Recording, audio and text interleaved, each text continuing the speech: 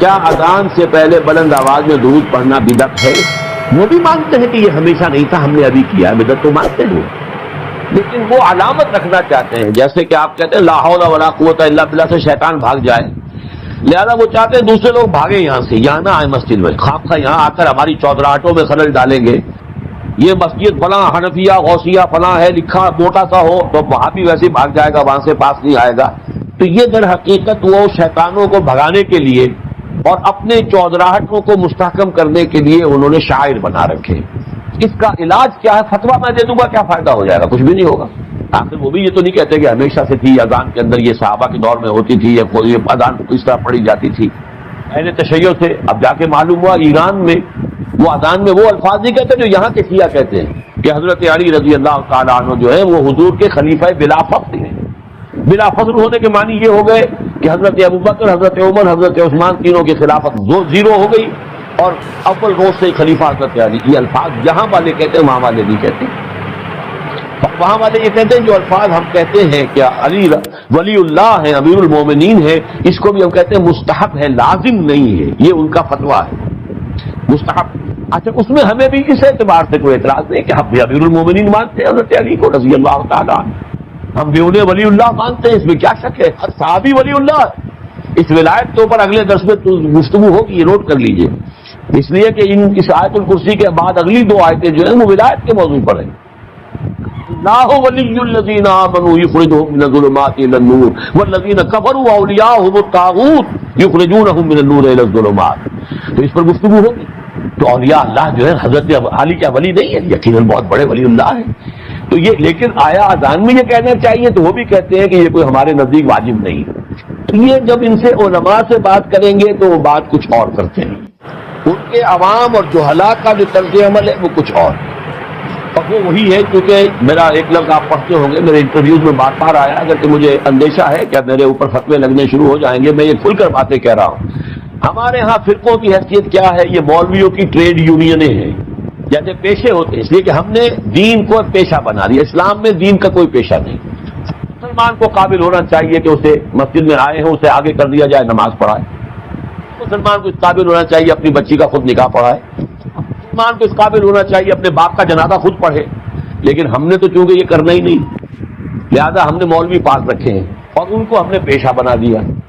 جب پیشہ ہو گیا تو پیشہ ورانہ چشمت، یہ تو ہے پروفیشنل جیلسی۔ کاروبار میں تو پھر رقابتیں ہوں گی، وہ رقابتیں ہیں۔ اب ہر ایک نے اپنا ٹریڈ یونین کا ٹریڈ نشان بنا رکھا، ٹریڈ مارک، ہم فلاں ہیں، ہم فلاں ہیں، ہم فلاں ہیں۔ یہ سارے دھندے جو ہیں ان کی جڑ کٹے گی کس سے؟ عربی سیکھو، پڑھے لکھے لوگ اسے لازم کریں اپنے اوپر کہ خود عربی سیکھیں، دین کا کم سے کم اتنا علم حاصل کر لیں۔ پڑھا لکھا آدمی اس قابل ہونا چاہیے کہ نماز پڑھائے، کیوں نہ؟ تاکہ یہ جو ہمارے یہاں ایک سول سروس بن گئی ہے اس کو ہم، یہ ہوگا اس کا اصل حل۔ اور فتویٰ میں لگا دوں کہ یہ جائز ہے یا ناجائز ہے یا بدعت ہے یا سنت، اس سے کچھ حاصل نہیں ہوگا۔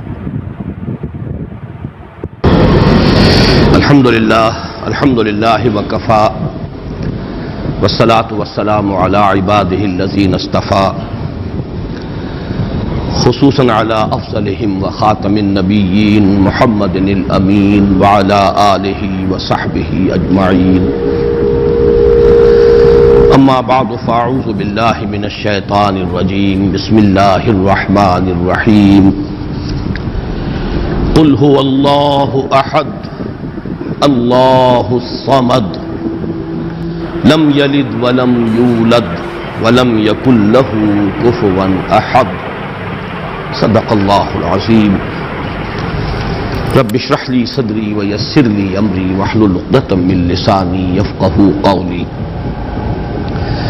اللهم ربنا الہمنا رشدنا واعذنا من شرور انفسنا، اللهم ارنا الحق حقا وارزقنا اتباعه وارنا الباطل باطلا وارزقنا اجتنابه۔ اللهم ربنا آنس وحشتنا في قبورنا وارحمنا بالقرآن العظيم، اللهم اجعله لنا إماما ونورا وهدى ورحمة، اللهم ذكرنا منه ما نسينا وعلمنا منه ما جهلنا وارزقنا تلاوته آناء الليل وأطراف النهار واجعله لنا حجة يا رب العالمین آمین۔ ہمارا آج کا درس بھی 3 ہفتوں کے بعد ہو رہا ہے، یعنی 2 ہفتے کے ناغے سے۔ البتہ اب ارادہ یہ ہے اللہ تعالیٰ پورا کرائے کہ بقیہ 2 صورتیں جو آج کے بعد رہ جائیں گی، آج ہم سورہ اخلاص پڑھ رہے ہیں، پھر معوذتین رہ جائیں گی، تو ارادہ پختہ یہ ہے کہ اب ناغہ نہ ہو، اور 1 نومبر کو جمعہ آ رہا ہے تو 2 نومبر کو ہم سورۃ الفلق اور پھر 9 نومبر کو سورۃ الناس کا مطالعہ کر کے یہ سلسلے وار درس قرآن جو اب اپنے اختتام کو پہنچ رہا ہے، تو اس موقع پر ایک خصوصی تقریب کا بھی انعقاد کریں، اس لیے کہ اب اس کے بعد پھر اثر نو شروع سے قرآن حکیم کے درس کے سلسلے کا مجھے آغاز کرنا ہے، اور ارادہ یہ کیا ہے کہ آئندہ یہ درس ہفتے میں 2 مرتبہ، ہفتہ اور اتوار 2 دن تسلسل کے ساتھ، تاکہ پروگرس ہو سکے، اس لیے کہ یہ جو آخری منزل ہے ہماری سورہ حجرات کے بعد سے، اس کے دروس تو ریکارڈ ہو گئے ہیں، آڈیو میں بھی ویڈیو میں بھی، لیکن اس سے پہلے کے دروس شاذ ہی کہیں ہمارے پاس ریکارڈ میں ہیں۔ اب جیسا جتنا بھی اللہ کو منظور ہوگا ابتدا سے، تو اس میں میں چاہتا ہوں کہ رفتار کچھ زیادہ ہو، تو ارادہ یہ کیا ہے کہ ہر ہفتے 2 درس ہوں تاکہ ہماری رفتار کچھ تیز ہو سکے۔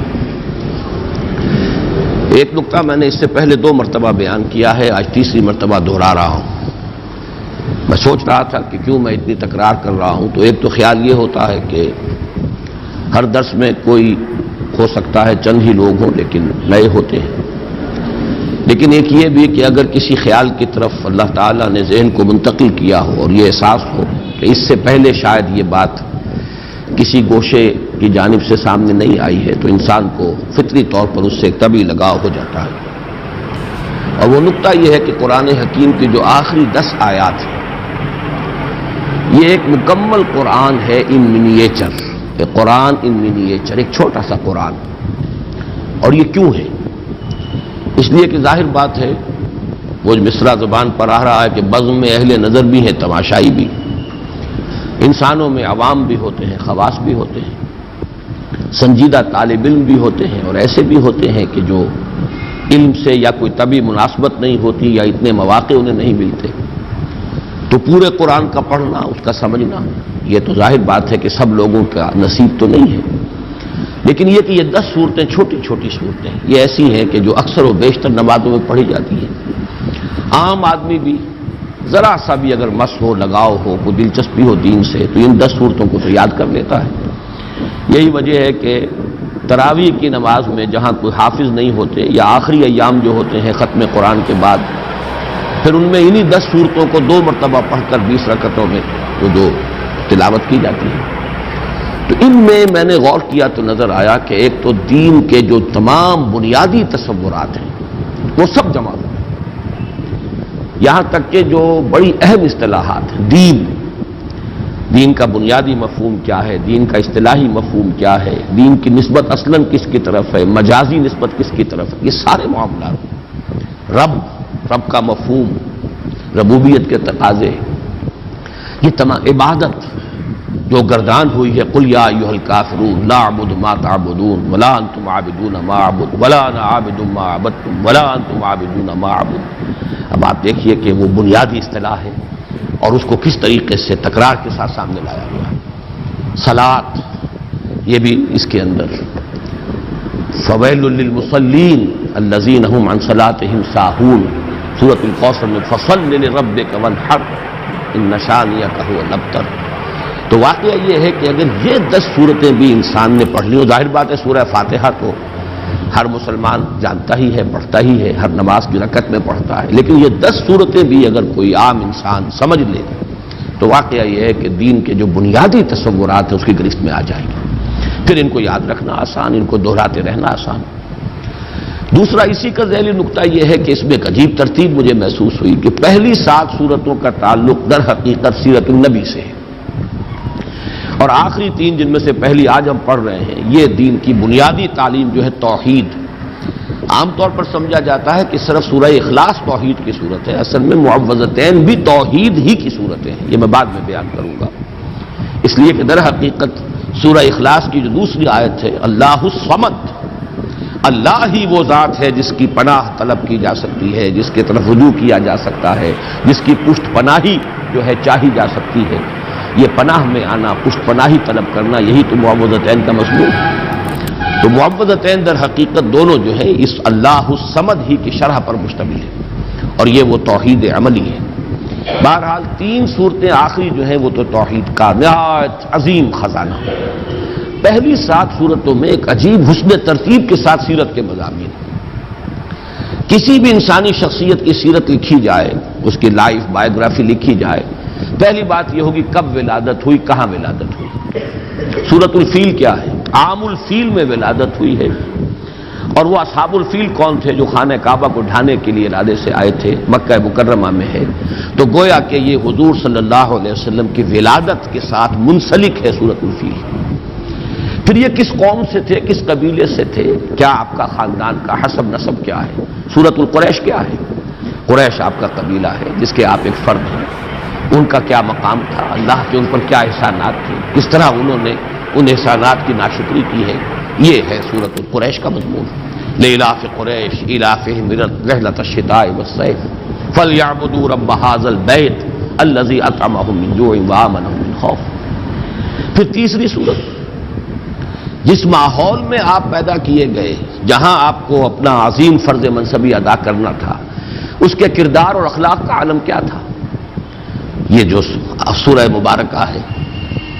أَرَأَيْتَ الَّذِي يُكَذِّبُ بِالدِّينِ فَذَلِكَ الَّذِي يَدُعُّ الْيَتِيمَ وَلَا يَحُضُّ عَلَى طَعَامِ الْمِسْكِينِ فَوَيْلٌ لِّلْمُصَلِّينَ الَّذِينَ هُمْ عَنْ صَلَاتِهِمْ سَاهُونَ الَّذِينَ هُمْ يُرَاءُونَ وَيَمْنَعُونَ الْمَاعُونَ۔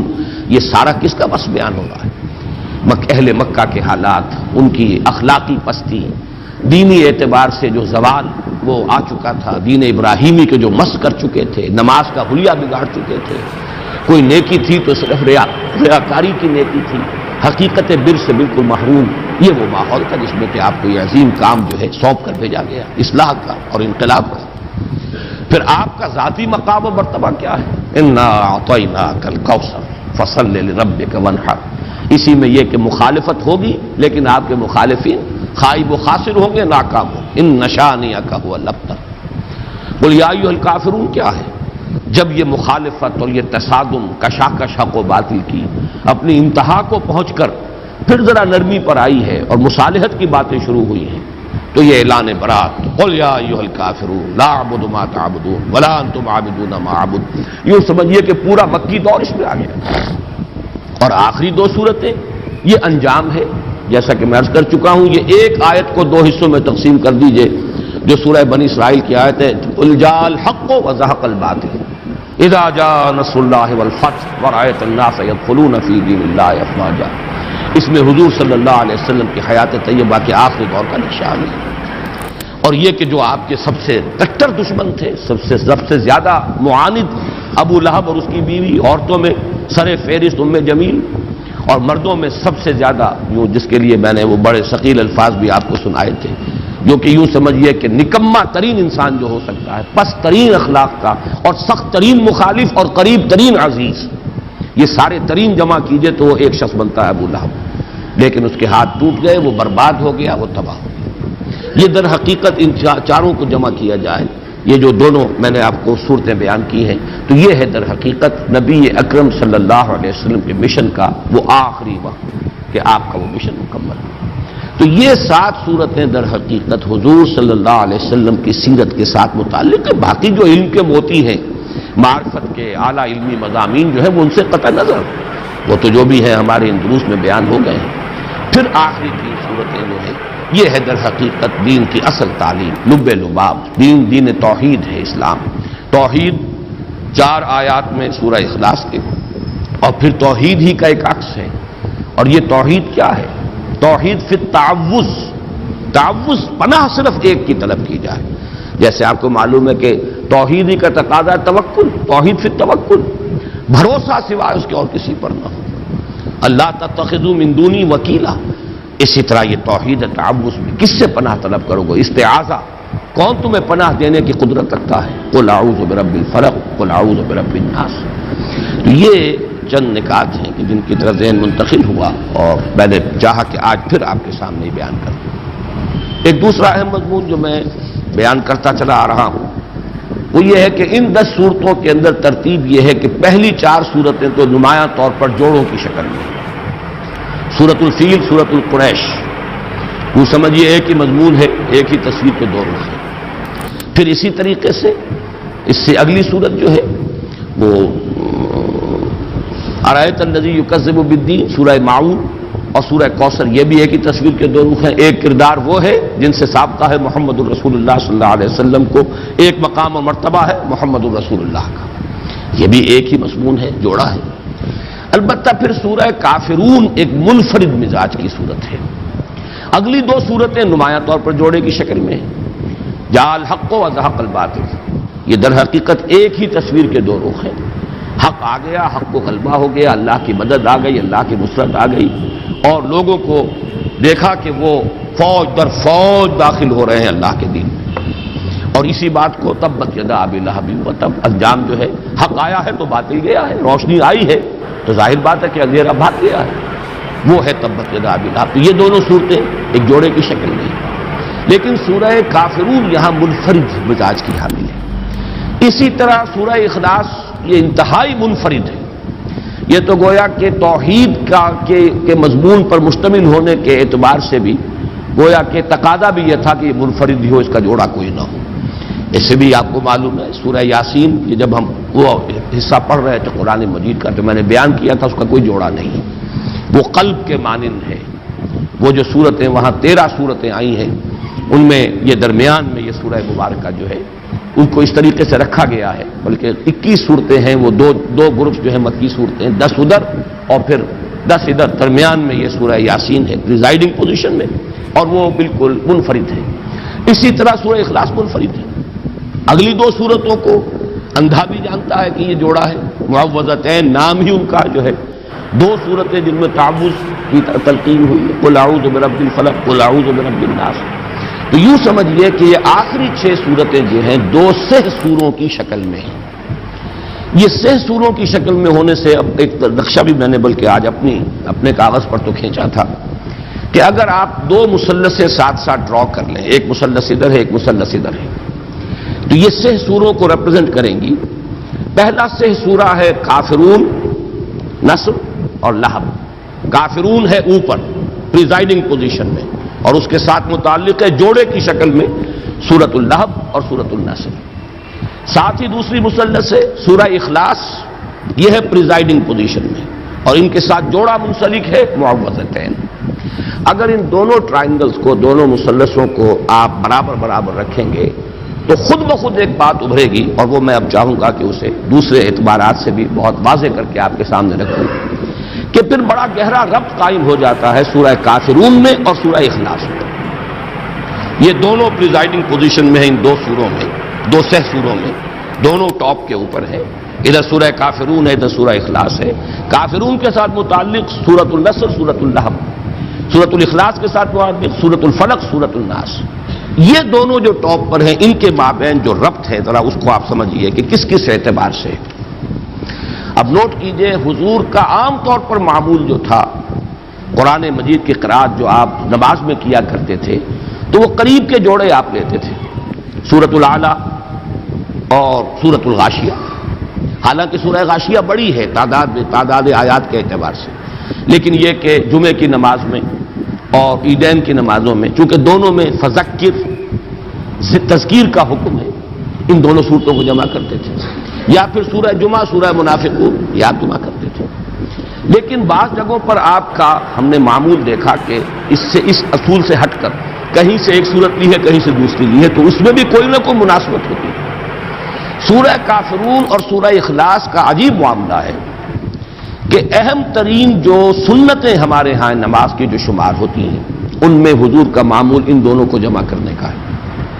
فجر کی 2 سنتیں، پہلی رکعت میں سورہ کافرون، دوسری میں سورہ اخلاص، درمیان میں 2 سورتیں چھوڑ دیں آپ۔ اسی طریقے سے طواف کی 2 رکعتیں، بہت مشہور بہت ہے، طواف کے ساتھ ان کا ایک بڑا گہرا ربط، پہلی میں سورہ کافرون، دوسری میں سورہ اخلاص۔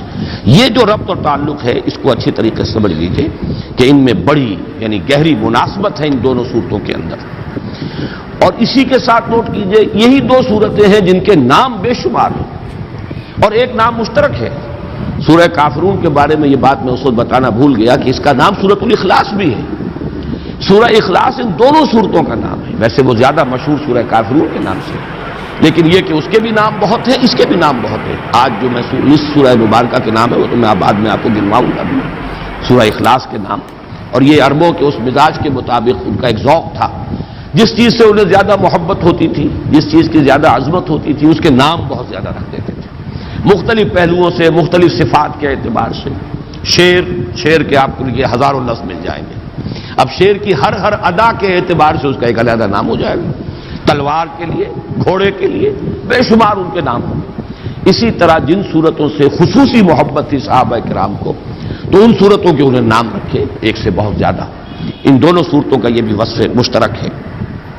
الاخلاص دونوں کا نام ہے، المقشقشہ نام دونوں کا ہے۔ اچھا، اس میں جو اصل ربط ہے اس کو آپ پہچانیے، مانوی ربط۔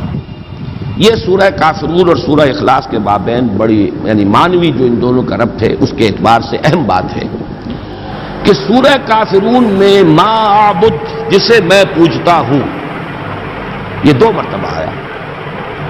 تم نہیں پوجو گے جسے میں پوجتا ہوں، یا تم نہیں پوجتے ہو جسے میں پوجتا ہوں، اور میں نہیں پوجوں گا جسے تم پوجتے ہو، اور میں نہیں پوجتا جنہیں تم پوجتے ہو۔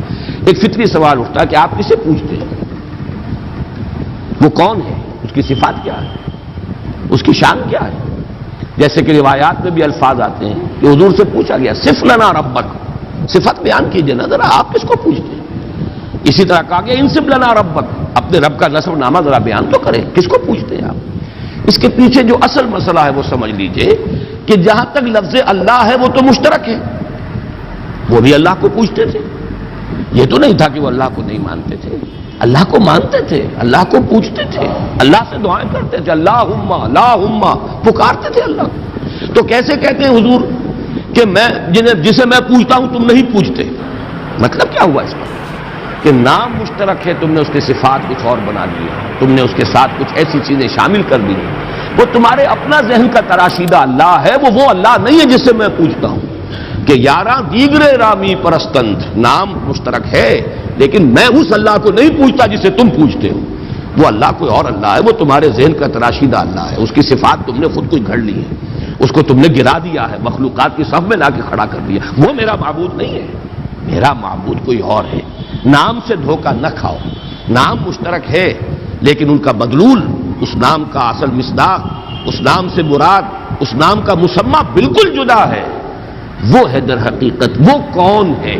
اس کا جواب ہے قل هو اللہ احد اللہ الصمد لم یلد ولم یولد ولم یکن له کفوا احد۔ تو معلوم یہ ہوا کہ چاہے نام مشترک تھا، قرآن مجید میں بارہا اس درس کے دوران میں نے آپ کو سنایا ہے کہ قرآن میں آتا ہے، ان سے پوچھئے آسمان زمین کس نے پیدا کیے؟ کہیں گے اللہ نے پیدا کیے۔ من خلق السماوات والارض قل اللہ، یقول وہ کہیں گے اللہ، لیکن یہ کہ یہ اللہ کے ساتھ انہوں نے جو اور تصورات شامل کر لیے ہیں، اب وہ اللہ نہیں رہا ہے جس کو میں پوچھتا ہوں۔ نام کا اشتراک ضرور ہے میرے اور تمہارے مابین، باقی یہ کہ اس اللہ کی شان بالکل جدا ہے اس معبود سے کہ جس کو تم پوچھ رہے ہو۔ اور وہ معبود کون ہے؟ وہ یہ ہے کہ جو اس سورہ مبارکہ میں بیان ہو رہا ہے، جس کی صفات کا، جس کی شانوں کا تذکرہ یہاں کیا جا رہا ہے۔ اب جیسا کہ میں نے عرض کیا تھا کہ سورہ اخلاص کے نام ویسے امام رازی نے تو 20 نام گنوا دیے ہیں، لیکن میں جلدی سے آپ کو اس کے چونکہ مختلف مضامین کے اعتبار سے اس کی جو صفات ہیں اس کے پہلوؤں سے نام رکھ دیے گئے۔ سورۃ التفرید، فرد کر دینے والی سورت، یعنی اللہ تعالیٰ کی ذات کو علیحدہ کر دینے والی، بالکل ایک فرد کی حیثیت سے کہ کسی اور کے ساتھ کوئی اشتباہ نہ ہو۔ سورۃ التجرید، مجرد کر دینے والی، تمام وہ صفات جو ہے کہ جن کے ساتھ متصف کر دیا گیا ہے دوسرے الہہ کو، ان سب سے علیحدہ کر دینے والی۔ سورۃ التوحید، سورۃ النجات، سورۃ الولایہ، سورۃ النسبہ، سورۃ المعرفہ، سورۃ الجمال، سورۃ المقشقشہ، سورۃ الصمد، یہ بھی نوٹ کیجئے۔ پورے قرآن حکیم میں چونکہ صرف یہی سورہ مبارکہ ہے جس میں الصمد کا لفظ آیا ہے، بلکہ نہ اس مادے سے کہیں کوئی لفظ آیا ہے، نہ کوئی نکرہ، نہ کوئی معرفہ، نہ کوئی اس سے مشتق، بلکہ اس مادے سے بس یہی ایک لفظ آیا ہے جو سورہ مبارکہ میں الصمد۔ تو سورۃ الصمد، سورۃ الاساس، یہ مختلف نام ہے، اور جیسا کہ میں عرض کر چکا ہوں یہ ہے اصل میں اس بنیاد پر کہ عربوں کا مزاج تھا، یہ در حقیقت ان کے بہت ہی زیادہ یعنی قادر الکلام ہونے کا ایک مظہر ہے، ان کے اندر جو فصاحت و بلاغت کا ایک خاص ذوق تھا کہ اب ایک ہی شخص ہے فرض کیجئے، لیکن اس کے بہت سے اس کی صفات ہوں گی، اس کی شانیں، اس کی ادائیں، تو ہر ادا کے حوالے سے اس کا ایک علیحدہ نام، اس کی اس صفت کے حوالے سے اس کا نام، جیسے کہ آپ کو معلوم ہے خود اللہ تعالیٰ کے نام تمام کے تمام صفات ہی ہیں، اللہ کی ہر صفت کے ساتھ الف لام جوڑ دیجئے تو وہ اللہ تعالیٰ کا نام بن جاتا ہے۔ تو اس اعتبار سے جن چیزوں سے محبت زیادہ ہوتی تھی، جس سے عقیدت ہو یا جس سے کی عظمت کا کوئی دل میں نقش قائم ہو، اس کے لیے وہ بہت سے نام رکھ دیتے تھے۔ ایک یہ کہ اس سورہ کا زمانہ نزول کیا ہے، یہ بھی ایک اہم مضمون ہے۔ یہ سورہ مبارکہ ان چند صورتوں میں سے ہے جن کے بارے میں بالآخر یہ کہا گیا کہ یہ 2 مرتبہ نازل ہوئی، اس لیے کہ بہت سی روایات ہیں جو اس طرح دلالت کرتی ہیں کہ یہ مکی صورت ہے، اس لیے کہ مشرکین مکہ نے سوال کیا تھا کہ صف لنا ربک یا انصب لنا ربک، ذرا بیان کیجئے کیا آپ کس کو پوجتے ہیں؟ آپ کہتے ہیں کہ میں نہیں پوجتا اسے جنہیں تم پوجتے ہو، اور تم نہیں پوجتے اسے جسے میں پوجتا ہوں، تو آپ کسے پوجتے ہیں؟ ہمیں ذرا بیان کیجئے اس کی شان کیا ہے، اس کی صفات کیا ہے۔ تو اس اعتبار سے مکے میں ہی یہ سورہ مبارکہ نازل ہوئی، بہت سی اس کی جو ہے وہ روایات موجود ہیں۔ بعض روایات یہ کہ یہود نے سوال کیا تھا کہ آپ اللہ کی توحید کا اور اللہ کو پر ایمان لانے کی جو دعوت دے رہے ہیں تو کیا صفات ہے اس کی، تو یہ سورہ مبارکہ نازل ہوئی۔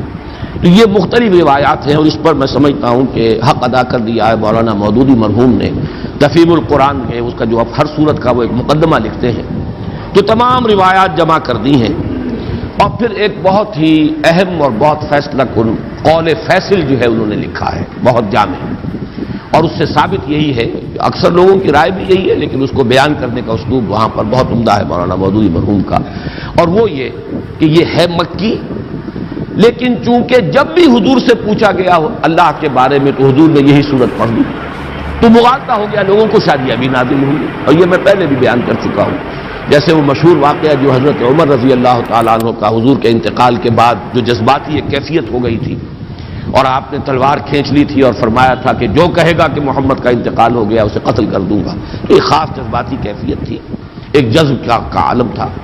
تو اس وقت حضرت ابو بکر رضی اللہ تعالیٰ عنہ نے جب کھڑے ہو کر خطبہ دیا ہے، من کان یعبد محمدا فإن محمدا قد مات ومن کان یعبد اللہ فإن اللہ حی لا یموت، اور پھر آیت پڑھی وما محمد الا رسول قد خلت من قبلہ الرسل افإن مات او قتل انقلبتم علی اعقابکم۔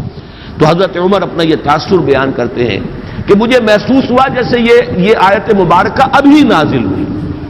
اب ظاہر بات ہے حضرت عمر کا معاملہ تو اور ہے، وہ تو قرآن کے جاننے والے اور قرآن کے عالم تھے، انہیں معلوم تھا یہ آیت کب نازل ہوئی ہے، لہذا انہوں نے تو الفاظ یہ کہ گویا کہ ابھی نازل ہوئی ہے، یعنی اس وقت کا تاثر اتنا گہرا ہوا اس آیت کے پڑھنے کا جو حضرت ابوبکر نے جب اس کا حوالہ دیا تو تاثر اتنا گہرا تھا خود حضرت عمر کے دل پر کہ آپ فرماتے ہیں کہ میں نے محسوس کیا کہ گویا یہ آیت ابھی نازل ہوئی۔ لیکن عام لوگوں کا تصور، ظاہر بات ہے کہ ہر شخص کو قرآن کا اتنا جاننے والا نہیں تھا، کتنے لوگ تھے کہ جن کے پاس قرآن مجید پورا موجود بھی نہیں تھا، مصحف کہاں تھے، یہ مصحف کی شکل میں تو حضرت ابوبکر کے زمانے میں جمع کیا گیا، ورنہ باقاعدہ ما بین الدفتین کتابی شکل میں حضور کے زمانے میں قرآن تھا ہی نہیں۔ تو ایسے مواقع پر جب بھی کسی نے کوئی سوال کیا اللہ تعالیٰ کی ذات و صفات کے بارے میں اور حضور نے یہ صورت پڑھ دی، تو کسی شخص کو کہ جو اس مجمع میں موجود ہو یہ گمان ہو سکتا ہے کہ یہ صورت ابھی نازل ہوئی ہے، اس سوال کے جواب میں نازل ہوئی، اور اس اعتبار سے یہ رائے بھی بن گئی کہ یہ گویا کہ مدنی صورت ہے، لیکن یہ کہ مضامین کو دیکھیے، اس کا اسلوب دیکھیے، اس کا سٹائل دیکھیے، سب کے سب قطعی ثبوت ہے یہ شے کہ یہ سورہ مبارکہ صرف مکی نہیں، مکی دور کے بھی بالکل ابتدائی زمانے سے متعلق ہے۔ اس کے لیے بھی جو ایک برہان قاطع دی ہے مولانا مودودی نے وہ بہت ہی کنونسنگ۔ اس لیے کہ اس میں جو لفظ احد آیا ہے، یہ بعد میں اس کی مزید جو تشریح کروں گا تو وہ بات سامنے آ جائے گی، سوائے اللہ کی ذات کے یہ لفظ صفت کے اعتبار سے کسی اور کے لیے مستعمل نہیں، نہ اس سے پہلے اس کا استعمال تھا، یہ صرف نازل ہوا قرآن مجید میں اللہ کی ذات کے لیے صفت کے طور پر۔ اس اعتبار سے غور کیجئے تو جب حضرت بلال کے واقعات آتے ہیں رضی اللہ تعالیٰ عنہ، جب امیہ ابن خلف جو ان کا آقا تھا، جب انہیں سخت سزائیں دیتا تھا اور جب تپتی ہوئی زمین پر لٹا کر اور ایک بھاری پتھر سینے پر بھی رکھ دیتا تھا اور اوپر سے آگ برسا رہا ہوتا تھا مکے کا سورج، اس وقت بھی ان کی زبان سے لفظ نکلتا تھا احد احد احد احد احد احد، وہ کسی درجے میں بھی کمپرومائز کرنے کے لیے تیار تھے۔ تو یہ احد اس وقت جو ان کی زبان سے نکل رہا ہے، یہ قطعی ثبوت ہے اس کا کہ یہ سورہ مبارکہ اس وقت نازل ہو چکی تھی، اور اسی کے حوالے سے قل هو اللہ احد اللہ الصمد، تو یہ احد کا لفظ جو ہے یہ تو بڑی قطعی میں سمجھتا ہوں کہ دلیل ہے اس بات کی کہ حضرت بلال، یہ سن 4 یا 5 کا واقعہ، یہ تعذیب المسلمین کا آغاز سن 4 میں ہوا ہے، سن 5 میں وہ اپنے عروج کو پہنچ گیا، پرسیکیوشن مسلمانوں کی، اور ان میں ظاہر بات ہے کہ سب سے زیادہ جو بھی اس کا نشانہ بنے اس تشدد کا، وہ غلاموں کے طبقے سے جو لوگ ایمان لائے تھے، تو یہ وہ دور ہے۔ تو اس سے یہ ثبوت اس کا بالکل واضح طور پر مل گیا کہ یہ مکی صورت ہے، البتہ چونکہ اس کا بہت سے مواقع پر حوالہ آیا ہوگا بالکل فطری طور پر کہ جب بھی اللہ کی ذات و صفات کا معاملہ زیر بحث آیا، یقیناً حضور نے یہی سورہ مبارکہ پڑھ دی، اور یہی سب سے مختصر صورت بھی ہے اور بہت جامع بھی ہے۔ اس اعتبار سے کچھ حضرات کو اگر یہ مغالطہ ہو گیا ہو کہ یہ مدینے میں نازل ہوئی ہے تو وہ بات قرین قیاس سے سمجھ میں آتی ہے۔ ایک اور موضوع میں چاہتا ہوں وہ بھی آپ کے سامنے واضح ہو جائے، پہلے بھی میں نے کہا لفظ استعمال کیے، جس چیز سے عربوں کو خاص محبت ہو جاتی تھی اس کے نام بہت سے رکھتے تھے، اس سورہ مبارکہ سے صحابہ کرام کو جس درجے شغف تھا، جتنی محبت تھی، اس کے ضمن میں کچھ واقعات بیان ہوئے۔ ایک روایت کے جو بخاری اور مسلم دونوں میں ہے اور اس کی راویہ ہیں حضرت عائشہ صدیقہ رضی اللہ تعالی عنہا، اس میں واقعہ بیان ہوا ہے کہ حضور نے کوئی دستہ بھیجا کسی مہم پر، اور ایک اس کے سردار ظاہر بات ہے امیر تھے، امیر الجیش، اب جہاں بھی نماز پڑھی جاتی تھی تو وہی امیر امام بھی ہوتے تھے، تو وہ ہر رکعت میں چاہے اور قرآن مجید کا کوئی حصہ پڑھے لیکن آخر میں قل هو اللہ احد ضرور پڑھتے تھے۔ کچھ لوگوں نے منع کیا یہ آپ کیوں کرتے ہیں، یا تو پھر قل هو اللہ احد ہی پڑھیے، یا یہ کہ جب آپ نے کچھ اور آیتیں پڑھ لی ہیں تو جو تقاضا ہے نماز کی ہر رکعت میں قرآن مجید کے پڑھنے کا وہ پورا ہو گیا، تو ہر رکعت میں آپ کیوں یہ سورہ اخلاص بھی تلاوت کرتے ہیں؟ تو انہوں نے کہا بھائی مجھے اس سے بڑی محبت ہے اور میں نہیں پڑھ سکتا قرآن مجید